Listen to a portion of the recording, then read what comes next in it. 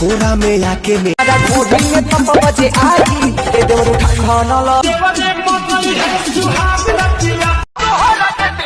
अरे जा तो का भैया हम फिर आज बात करें मुहे वायरल गर्ल रंजीता के बारे में जो इंस्टाग्राम यूट्यूब और फेसबुक पे बड़ा वायरल चलता रही और मीडिया में आके बहुत रोवत रही कुछ दिन पहले। आज से 1 महीना पहले बहुत रोवत रही उनका हम बहुत वीडियो बनाई, बहुत वीडियो में वायरल भी गई बा। आज हम इनका बारे में एक से एक छोट से छोट डिटेल्स बताएं और जितना भी बात बताएं सब प्रूफ के साथ बताएं। ऐसे नहीं कि हम ऐसा ही बात बोल दो तानी। और आज तक हम जितना भी वीडियो बनैले बानी सब प्रूफ के साथ बनैले बानी। ई कहत रही कि हम वो वीडियो जो बनैली कि जाता रहा जाए पिया ठीक से कमाइया, वो गाना हम सुनलाऊ ना। हम सोचे कि ये कौन सा गाना है, हमको पता नहीं था ना, सुने थे वैसे हम बना लिए। जब बना लिए कैसे वो वीडियो बनाई जो काफी वायरल हो रहा है? हम वीडियो पता एक बार मतलब घर की परेशानी मतलब बहुत गरीब है ना, तो इसलिए बहुत सोच के हमको रोना आ रहा था। तो इस वक्त हमारे गरीबी रहे, अपने गरीबी देख के रोए लगनी। खाना खाए ला ना रहे तो भाई खाना खाए भूल जा, खाना खाए के कोई जरूरते नहीं खे, खाना खाई ले भूल जा तुहनी। लेकिन इंस्टाग्राम पर गान मटकावल तुहनी से ना भुलाई तो गाने मटकाव और इंस्टाग्राम पर गान मटका के मतलब फेमस हो जाता तुहनी। लेकिन खाना खाए भूल जाए के भाई स्क्रॉल करल भूले के नहीं खे। तो वो लड़की इतना झूठी बाड़ी कि हम का कहीं। आज उनकर एगो हम इंटरव्यू देखत रहिए, जो ना इंटरव्यू में उनकर मामा भी रहे हैं। मामा बोलत रहे उनकर बोलत रहे कि जितना भी लोग हमनी पे वीडियो बनावता हमनी के खिलाफ में, वो सब लोग पे हम कानूनी कार्रवाई करें। रंजीता के बारे में कोई गलत है उस तरीके से कहीं कुछ करता तो आप उस पे कार्रवाई कीजिएगा। बिल्कुल कार्रवाई करेंगे।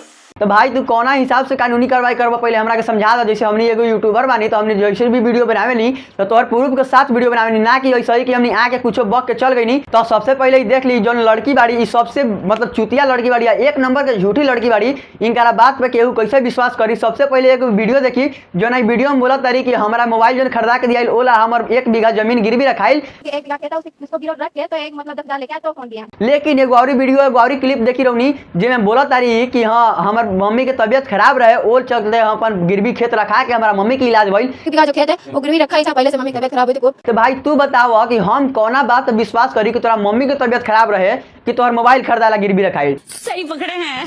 अब एक और बात बतावा कि जौना लड़की के पास 1 बीघा जमीन रही और जौन जमीन पर गिरवी रख के मतलब मोबाइल लेता रही इलाज कराओ तारी 1 बीघा जमीन है भाई, यानी 20 कट्ठा जमीन में उनका पास, तो गरीब कैसे हो सकता है?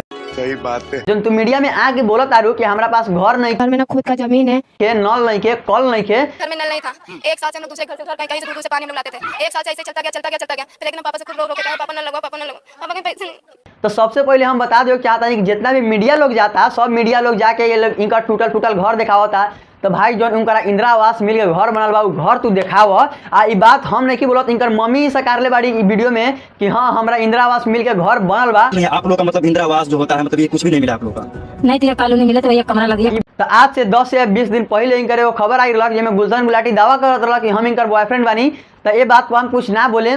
और एगो और बिटू नाम का लड़का सिवर कर रहा वो बोलत रहा कि हाँ हमार गर्लफ्रेंड बाड़ी, रिकॉर्डिंग सुनावत रहा, स्क्रीनशॉट दिखावत रहा जैसे कि साइड में चली। तो इस बात को हम विश्वास ना करें काहे कि हमारा पास अगर कोनो प्रूफ नहीं किया। अब शंका भी हो सकता है कि झूठ मूठ के मतलब वो लोग बना के बोलत हो गए। कुछ दिन पहले आज से 15 या 20 दिन पहले ई एगो एग्रीमेंट कैले रही।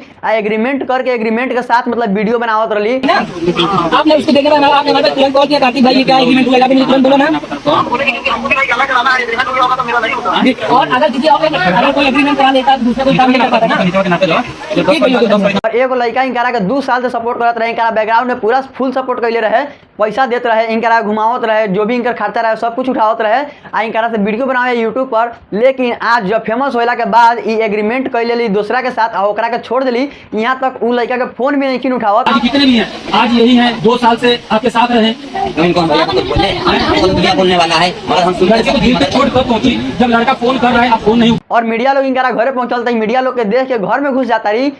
बोलो ना, सुनिए इधर इधर आइए ना, इधर आइए। तो बताओ भाई अच्छा काम कैले रहो तब न मीडिया के सामने आई। अगर हमने अच्छा काम करें तो ना मीडिया के सामने जाए, अब गलत करें तो कैसे जाए? तो ये लड़की 3-4 साल से मेहनत करते इंस्टाग्राम पर मेहनत करे के दौरान ई मतलब शुरू में मतलब एकदम वीडियो बनैली पूरा मतलब घिना दिले रही पूरा बिहार में या यूपी में इतना गंदा वीडियो बनैले रही। लेकिन अब ई सोचली कि हमार वीडियो तो वायरल होत नहीं खे तो नहीं हो तो का कल जाओ तो रो के एगो वीडियो बना दिली। अब रो के वीडियो बनैली ओकरा बाद तो वायरल हो गई। तो अभी सोचली कि चलो हमरा एगो मतलब ट्रिक मिल गई कि हमरा खाली रो के वीडियो बनावे के बाद और रो के वीडियो बना के वायरल हो गई। ओकरा बाद कितना मूर्ख लोग आके इनकर ऊपरले वाला वीडियो देख के और इनकरा के सपोर्ट करे लागल। भाई जब तू कोनो भी आदमी के सपोर्ट करत रहा चाहे विरोध करत रहा तो ओकर शुरू से लेके अंत तक हरेक कुछ जाना, ओकरा बाद ओकरा के सपोर्ट करा या ओकर विरोध करा। तो हम उनकर पूरा वीडियो के देख के या सब कुछ देख के इंटरव्यू सब कुछ देख के तब उनका आगे हम विरोध करतानी। हमारा नजर में वो गलत बाड़ी। तब रौनी का विचार बा कि हम सही बोलतानी गलत बोलतानी, जैसे कि हमने पूरा प्रूफ लगा के रौनी के दिखा देनी। तब रौनी कमेंट में बताई, गाली दी चाहे अच्छा बताई, लेकिन कमेंट करके जरूर बताएं कि हम सही बोलतानी गलत बोलतानी।